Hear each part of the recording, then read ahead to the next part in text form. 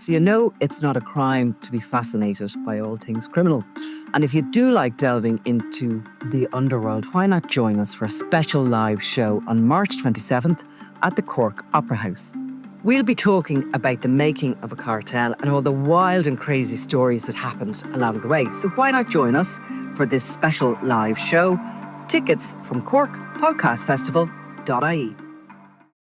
Stephen Carberry was sentenced at the Special Criminal Court, and you were in attendance, and you're going to tell us about it and the background to him and his connections with the Keane Mulready-Woods murder.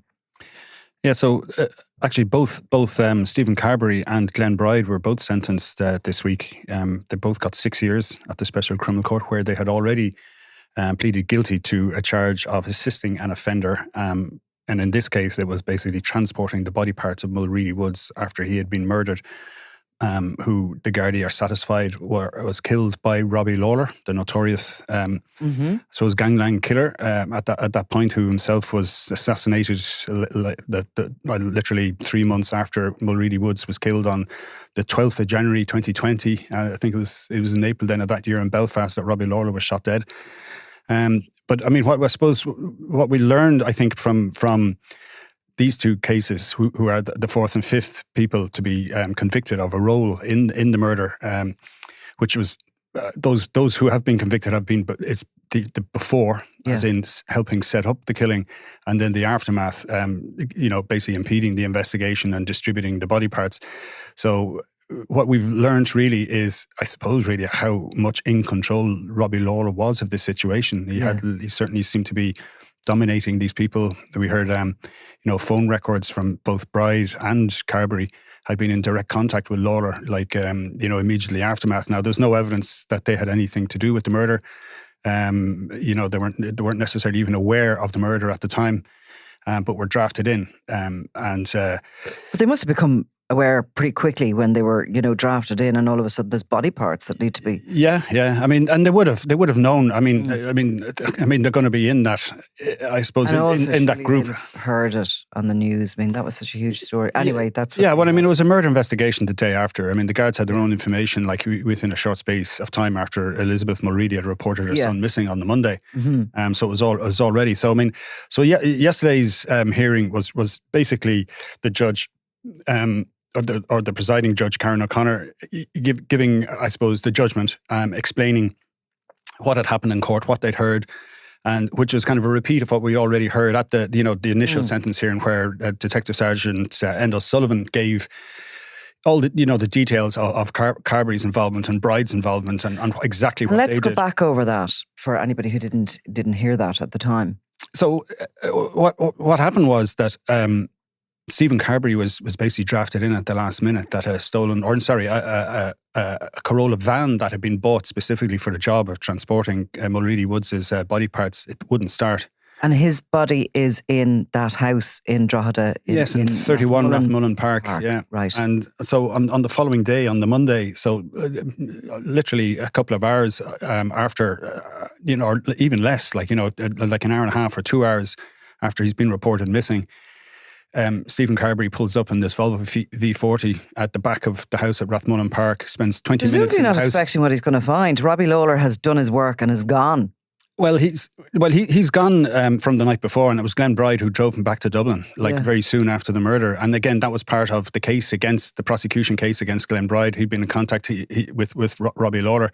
He'd driven up from Dublin with another person. They picked up Robbie Lawlor and driven him out of Drogheda and back to Dublin on the Sunday evening. So we're now on Monday evening when Stephen Carberry is drafted in, drives up in the Volvo, goes into the house, and 20 minutes later comes out with 2 sports bags and places them into the boot of the car. And then he drives down to Moatview Gardens in Priorswood in Coolock, North Dublin. And one of the bags is left there, dumped there. We know it was discovered by a local householder. One of our colleagues, Pat O'Connell, spoke to him, I think, shortly after at the time. So the guards were alerted very quickly. And at this stage, I think they had even an inclination at that stage that he had been dismembered. So they knew exactly who it was almost from the get-go. And in that bag were... In that bag were legs and arms And then... And a pair of flip-flops, was that right? And there was the flip-flops, yeah, which again was part of this whole message that we don't suspect, we're probably fairly sure that Lawlor wanted to send out to his enemies. And he had been, there was this incident in December where he'd been mugged and mocked on social media and had lost his gym bag as, to these group of young fellas who kind of more or less caught him on the hop coming out of a gym.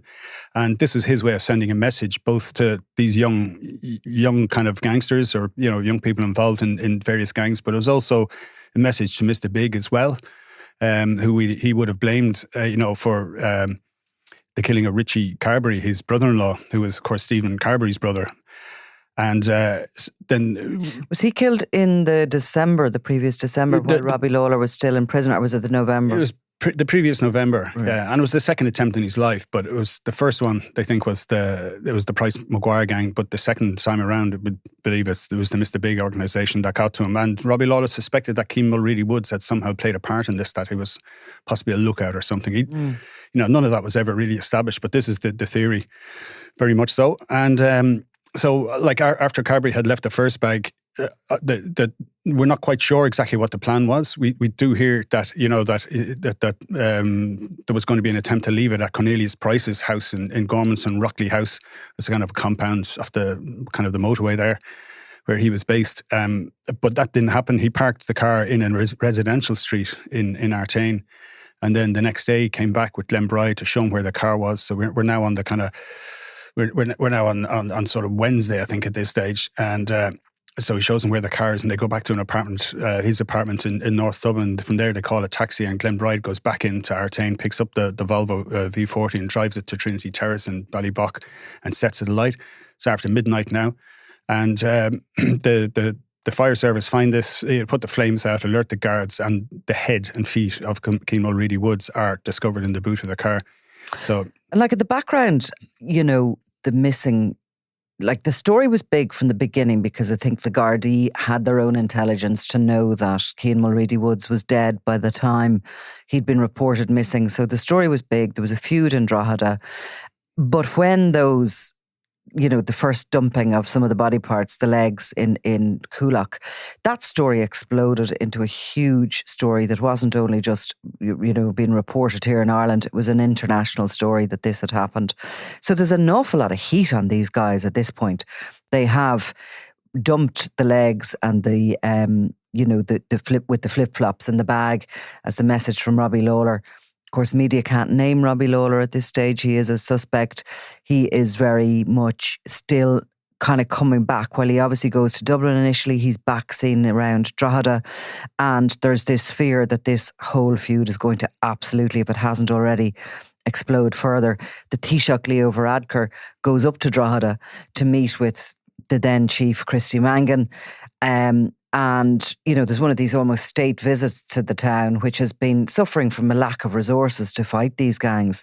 And all of a sudden, the promise is given that there is going to be no costs in question, that all the resources of the state are on this. So the heat they must have been feeling with that car and with those remains in the car, because we do believe the plan, the ultimate evil plan of Lawlor's was to dump the head or the torso up at Cornelius Price's compound that you've mentioned. Yeah, and there was heat coming from Robbie Lawlor as well, that these phone contacts are quite extensive, and it was the CCTV and the phone analysis that enabled the prosecution to put their case against both Carberry and Bride together, to the point where they basically admitted their role in it. That it was their easiest way out.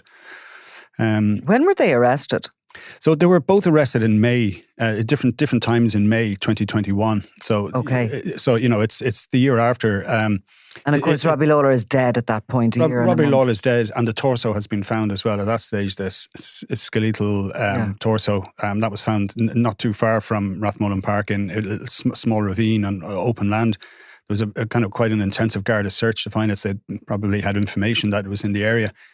But again, unfortunately, it didn't reveal anything to say exactly how he died. We know that the dismemberment was post-mortem, happened after he was killed. But there was, I think it was Linda Mulligan was the state pathologist who carried out the examination and wasn't able to say what was the cause of death. So whatever presumably it was, soft tissue, wounds might have shown exactly how he was killed, but it's never, we don't know that. We don't know what happened there. So what did Carberry, the aggravating factors around Carberry's involvement? So this is kind of very typical in any sentencing hearing, where the judge kind of explains the structure and kind of said, kind of goes with what they call the headline sentence. So in this case, the maximum sentence is 10 years. And in his case, in Carberry's case, she actually said that the headline was 10 years as well. And then the mitigation that they took into account, the aggravating factors rather, and that kind of gave it the maximum, or sort of the headline of 10 years, was the fact that he carried out a number of acts over a couple of days. So it wasn't like he did one thing, and for 6 hours. Like he was involved in the plot from, the 12th, or certainly they have it like kind of between the 13th and the 16th. He was very much involved in the plot.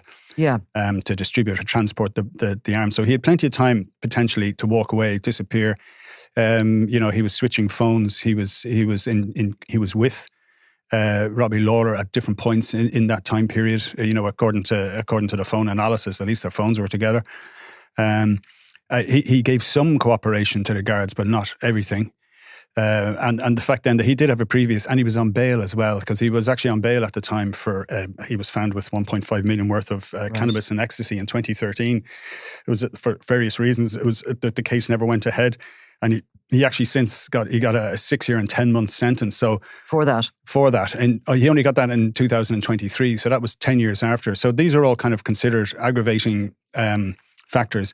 And the fact that he was on bail meant that the law says that he has to have a consecutive sentence to the one he's now serving. And would Richie Carberry was he working with his brother in a sort of an OCG? Obviously, Robbie Lawlor sister was married to Richie Carberry, but Richie Carberry was somebody who had sort of initially started his business in the north side, probably around the Coolock, Darndale area, and had moved up to, was it Bettystown or Laytown? It's Laytown, and they actually said that he was like Stephen Carberry. They were originally from Laytown, and then moved into Coolock, and then later in life moved back out. But I think it's sort of, he moves up there at a time that he's developing that business. He doesn't want to be in direct competition with Mr. Big, because the two of them seem to have a little bit of history, a little bit of beef. But it's a very, geographically, it's probably a very good position if you want to run an OCG, Laytown, because you're close to Dublin, you're close to the north, you're sort of in between both those, near enough to the M1, and you have that growing population, which was Drogheda, one of the biggest commuter towns outside Dublin, which is probably your bread and butter market for your cocaine. And this is what kind of fuels these feuds. So it was the same in Limerick years ago. It was the same in Drogheda, that it was a lucrative market. So these guys didn't want to share their share with anyone. Yeah. Because there were all the one gang, no more than the Kinahan Hutch feud, where it's basically a civil war between one larger criminal network. Yes. And it was very much the same thing in Drogheda. They divide. The Price Maguires and the Boylan OCG would have at one stage been part and parcel of the same criminal grouping. Together. So Richie and Stephen were clearly working together. So what you get is a window in 2013 with what he's caught with, of the kind of quantities that they're dealing. Yeah, and it was something like 99,000 ecstasy tablets and 27 kilos of cannabis. Yeah. So, and the guards valued it at 1.5 million. They followed him, from a house, making a number of stops. Like, he left that place in the Strand in Donabate and made a couple of stops across the city, and they arrested him in Glasnevin, and then went back and searched the house and found all the drugs. So, was that the house in Sandymount that he was? No, this is the Strand in Donabate. Okay. So his address then, he's been given in this court case, is Sandymount, which is actually close to where the Volvo was stolen, that was used to transport the body parts that time. So this some of this background, I guess, was brought up in court yesterday, and as well as that, then. So you were talking about the aggravating factors. So we go on to the mitigating, and that would be what would lessen that headline 10-year sentence under law. Yeah. So basically, it came down to the effect that the murder of his brother Richie Carberry had on him. There was evidence given to the court about his medical situation, that he'd been treated for depression, and he'd been given antipsychosis medicine as well, and that he presented at a certain clinic at one time, was very ill. That it was also mentioned that he had I think it was a substantial cocaine issue, was the way it was put. Again, he didn't have any convictions for violence. Like he had a lot of previous, but they were mostly road traffic. And you see, when they talk about that, his illnesses, and his brother had been killed the previous November. So when Keane Mulready-Woods is killed and dismembered, it's the January. So you're talking a couple of months, weeks really later. Is he talking about having that psychosis and the cocaine addiction at that point when this crime is committed, or in more recent times? No, that wasn't clear, but that's obviously part and parcel of it. That he was a guy who essentially wasn't in his right mind when he's being pressurized by Robbie Lawlor to transport these body parts. So that's the mitigation. Okay, I guess that was put before the court. Yeah. The fact that he's a father of 6, and it kind of there was a certain amount of an early guilty plea. Yeah, it was an early guilty plea. Of course, is the key one as well. Yeah. I think that's often the main one, and the fact that it was the guilty plea was actually offered for quite some time before it was eventually accepted by the DPP. So he was always ready to plead to this particular charge. And so that was always up for grabs. So that's always taken into account. So that brought the sentence down then to essentially 6 years, because they also had to take into account, as it was called, that they had to look at kind of the full amount of time he's going to serve, because he's already serving the 6-year and 10-month sentence. Yeah. And that wasn't going to finish till I think a date in 2028. So it'll be at some point in 2028 where he'll start this new 6-year sentence. So it'll be 2032 before he'll get out. That's taken off the kind of the usual 25% that you're going to get off anyway. He'll do 4 years from 2028 on. So he'll do at least another full 6 years. Yeah, and he's been in prison since 2023. So he's going to do 9 years, and he'd already previously done one while he was on remand for the drugs case initially. So he'll have served 10 years for the 2 offences. And the judge was very keen to put across that they were that they had to take this into account, that the entire sentence had to be looked at. Yeah. And that was kind of, so I suppose they wanted to make sure that 6 years. It's not just 6 years. He's already doing time, so he's going to actually spend he's going to spend 9 years in jail as a result of this, which is a hefty sentence, especially if you've got 6 children. What about, how did Len Bride fare out in sentencing? Well, he got the same. He got 6 years, even though he was considered at a kind of a lesser role, in that he was only involved in just one act in terms of moving the car and setting fire to it. But at the same time, that was seen as, I think the phrase it was used in both cases, egregious of... Because you're destroying evidence? They couldn't think of a more egregious way to impede an investigation. And that phrase was used in both men. And the fact that, I suppose you're trying to destroy any potential forensics that might be there. And again, and of course, it also... the judge in both cases said as well that they'd taken into account the victim impact statement from Mrs. Mulready and also from Barry Woods, Keane's father. And they were saying, what their family went through and the kind of the permanent trauma that they're left with, the permanent grief, they had to be taken into account as well. And the fact that when he set that vehicle on fire in Trinity Terrace, it did contain the remains of Keane Mulready-Woods, which is what the judge is speaking about as well. You're not only destroying evidence, you're destroying the remains of a human being. Yeah, and which adds hugely, or has added hugely to the family's, I suppose, pain and suffering, and what they've gone through, and the idea of the complete lack of humanity and dignity kind of shown towards his remains, is a hugely aggravating factor. Now Bride is also currently serving a separate prison sentence at the minute as well. But in his case, I suppose, because he did have a lesser role in it, that his 6-year sentence was to start today, or as in the day that he was sentenced this week. So that's kind of. I suppose it'd be a lesser. He'll spend less time in prison than his co-accused, Stephen Carberry, will. Yeah. But he did have a much more extensive, I suppose, criminal history as well. He had 86 convictions, including some for violence. And so that was, again, another aggravating factor against him. So essentially the end currently of what we know of this investigation, these are the last two we know of. There is obviously still that unidentified individual that was in the car when Robbie Lawlor was being driven away from that property where he had killed and dismembered Keane Mulready-Woods. But I suppose really there's no suggestion that that investigation is continuing, that this could be the end of it. Has there been a coroner's court yet in relation? As far as I know, there hasn't been. There hasn't been. I mean, normally they'll been. So the family will have that as well, and it will be another place where the details of this will probably be, recalled again, but the family will have a kind of another arena to, I suppose, have that victim impact statement read out, and finally then maybe that will be the end of the whole saga. Yeah, not that, I mean, it's a horrible phrase in one sense, looking for closure, because I don't think people will ever get closure in something like this. And she said as much, like in her own, in her victim impact statements, which were read out in this case, in both men's cases. Yes. At the hearing. So, I mean, and the judge again expressed their condolences on behalf of the judging panel, and, just again, referred to what awful pain I suppose the family have gone through, and that of course was taken into account by them in the sentencing.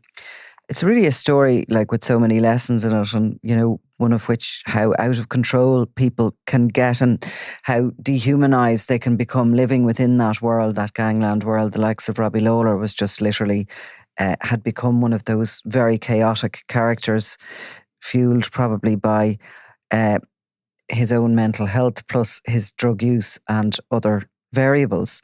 But also in the case of Keane Mulready-Woods, a kid who had gone and got involved in gangland crime, I mean, was very much active in intimidation and threats, the kind of stuff that young teenagers are given a role in when it comes to them getting involved in gangs, and really how that can all end up. And one of the reasons that he was reported missing so quickly was he was sticking to his curfew, because he'd actually been convicted of a petrol bomb attack on a house. And that's exactly what he was being used as to try and enforce drug debts. And he liked the trappings of it. Even the missing persons kind of appeal that went out described what he was wearing, and it was the Canada Goose jacket and the designer baseball cap. He was in. Yeah. I mean, people complain, mostly anonymously, complain that you refer to Keane Mulready-Woods as a child because he was 17 and because he was involved in this kind of activity. But the fact of the matter is he was a child and he was involved in that world. And, he certainly wasn't somebody who was innocent of engagement in some of those activities involved in especially when there's a feud going on.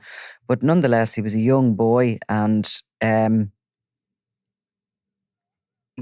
lot of them, if they go in so young, feel there's no way out or don't want a way out, because they do like the Canada Goose jacket and they do like the status and that feeling of being part of one side or another, and it's exciting and it's dangerous. And but it's as the former chief super Christy Mangan, speaking to you, had previously said this, that they were quick to put it out that he was a child, and he was making the point that the vast majority of these kids who are groomed and sucked into this kind of gangland activity, that the vast majority grow out of it. They stop getting involved at some point, and Keane Mulready-Woods could have been on the cusp of that. He was obeying his curfew. Yes. So I mean, when you're kind of enthralled to these older guys, like, Paul Crosby was the man who got 10 years from making the phone call that brought him over to the house. And, with another man, Jared Cruz, who drove the two of them then to the house, and Paul Crosby and Cruz left. Then again, they weren't necessarily aware of what was going to happen. But like the fact that Mulready-Woods was, I suppose, enthralled to these older guys. I mean, these are guys who were 24, 25 at the time. I think, Crosby was 25 at the time. So here's a 17-year-old, albeit just weeks away from his 18th birthday, dropping what he was doing, left his friends, got a taxi straight over. I'm sure he was so impressed that he was And you know, so you do wonder, like, you know, what would have happened, but you were never going to know. And that was, you know, something Barry Woods had said in his victim impact statement, that, you know, he never got to see his 18th or his 21st, or you know, have a long-term girlfriend or have a family or anything like that. And you know, the mother pointed out as well that, you know, every time there's a birthday in the family, it's a real reminder that someone's missing and not there for family occasions. For sure. Okay, well, thanks very much, Eamon. It was a pleasure, Nicola. If you're a crimeworld.com subscriber, you've probably already binged on our latest exclusive podcast series, The Regency 10 Years On, from the hit that changed gangland forever. This 6-part anniversary special revisits that fateful day when David Byrne was shot dead at the Northside Hotel, igniting a bloody feud between the Kinahan and Hutch gangs, one of the deadliest rivalries in Irish history. Here's a taste of the new series, exclusive to crimeworld.com subscribers. So that Friday was one of those really quiet days. I mean, we all knew that Daniel Kinahan was in Dublin for the Clash of the Clans boxing weigh-in. At least we knew he was due into Dublin the next day. That Clash of the Clans bout match had been heavily advertised. But the day itself there was just little going on. So there was very little happening that day. It's February. It's kind of a quiet enough time for news in general. And Alan Cherry and Ernie Leslie were on the road. They were at another story actually in Finglas. What was that, do you remember? Well, it was one of these classic sort of district court stories where a guy had, I think some teenagers had thrown stones at his car and he got out and slapped the teenager. Always great kind of human stories, because some people feel sorry for the teenagers and some people don't. And so Alan had been out there, but the guy had moved on. He'd called out to his house to see if he wanted to talk. He'd moved on, he wasn't there. And we discussed going to the Regency earlier.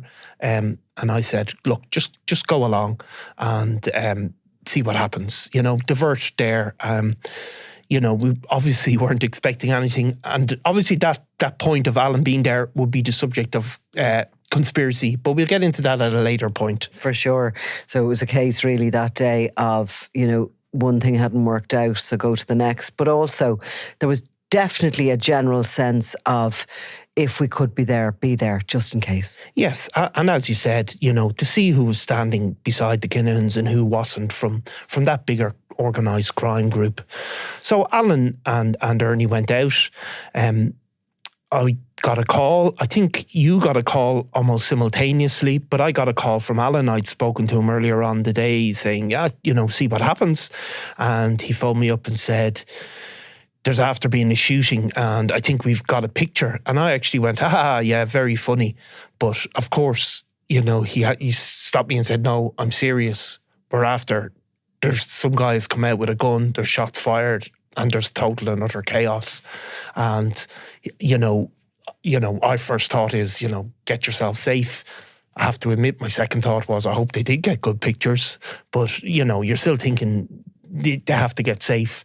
I mean, I know you probably got a similar call because Ernie and Alan obviously were in the same Jeep.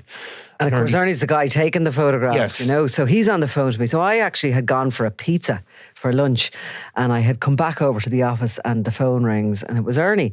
And I answered and he was panicked on the other end of the phone. Like, I mean, this was real high octane stuff. And he's still trying to take photos. He's trying to tell me what's happened.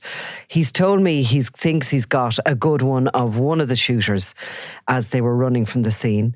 He was trying to call up the photograph on the back of his camera. Yeah. Because it would have taken him a while to get it onto a screen, but he'd also sent it into the office. Yeah. You know what I mean? So he was kind of in the middle of doing a number of things.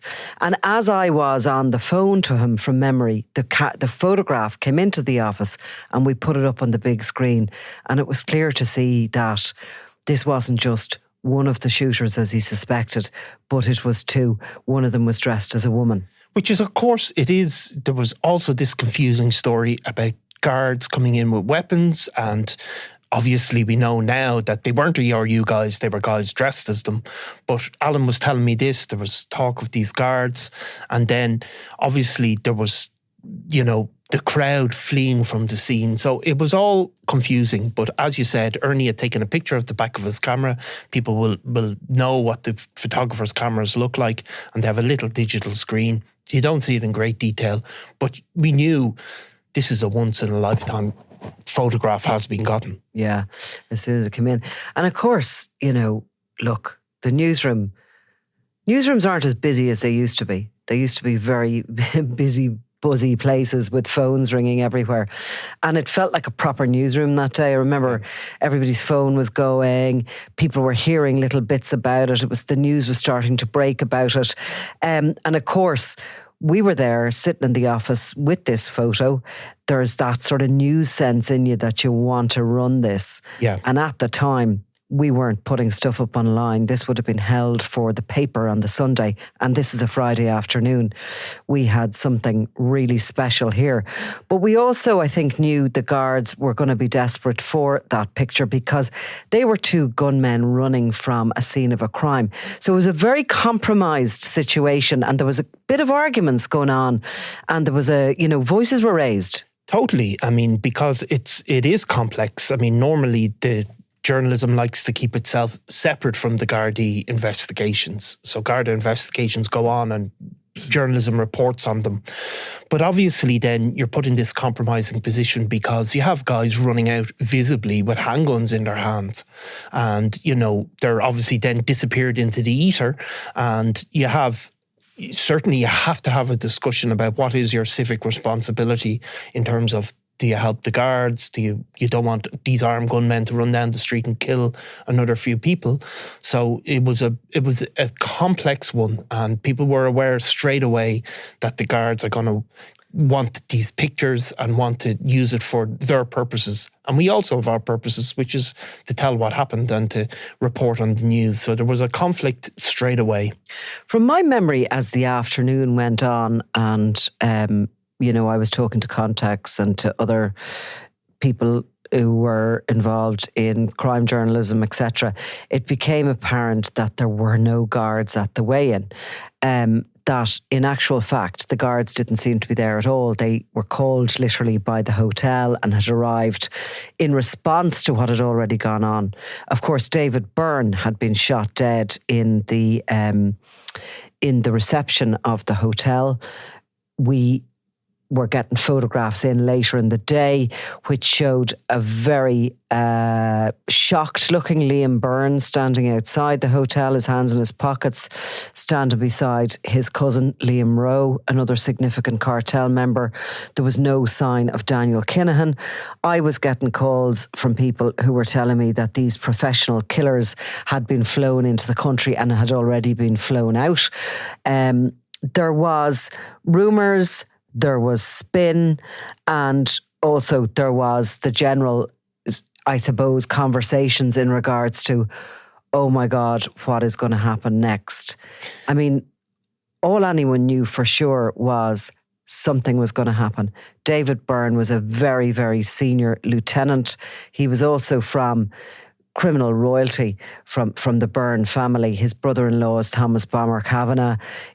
His brother is Liam Byrne, and he's very much at the heart of the Kinahan cartel. We knew from the beginning that this attack had occurred as part of the rivalry between the Kinahan and Hutch factions of what was once the one organisation. And I think everybody was really trying to predict what this might lead to, but nobody could have guessed. Nobody could have guessed. And of course, those rumours straight away went around. It was straight away focused on the Hutch gang. But at this time, if you remember, while there had been other incidents, for example, an attempted hit on Jerry Hutch in Lanzarote, those incidents weren't always public. People were straight away thinking this isn't the type of normal organised crime operation. They were looking at the weapons, saying, is there a paramilitary organisation involved here? Nobody knew fully.